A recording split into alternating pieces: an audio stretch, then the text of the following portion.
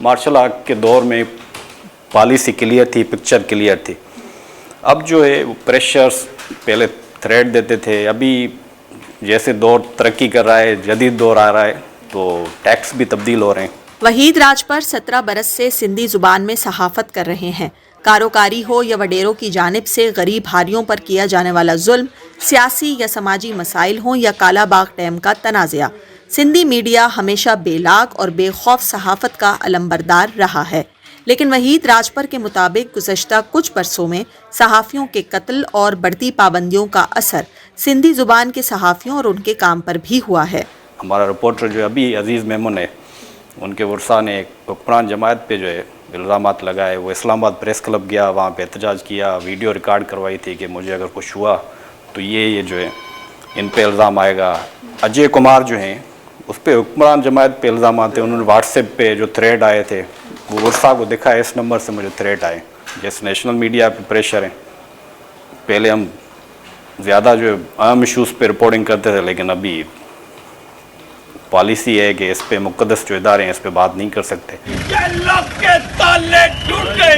पाकिस्तान का शुमार सहाफ़ियों के लिए ख़तरनाक तरीन ममालिक में होता है।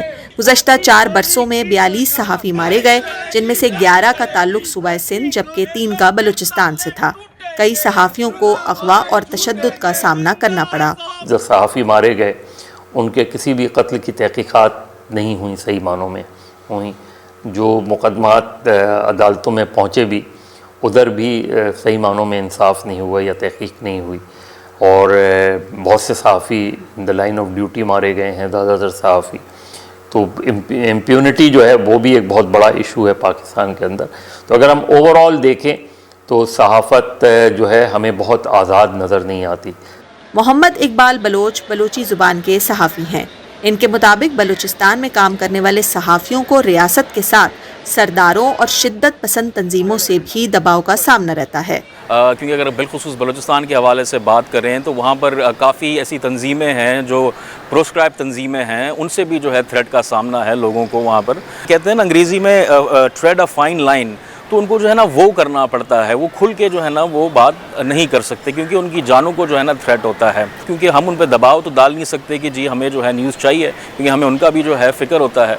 तो हमने देखा कि काफ़ी जो है सहाफ़ी वो सेल्फ सेंसरशिप की तरफ जो है वो जाना शुरू हो गए।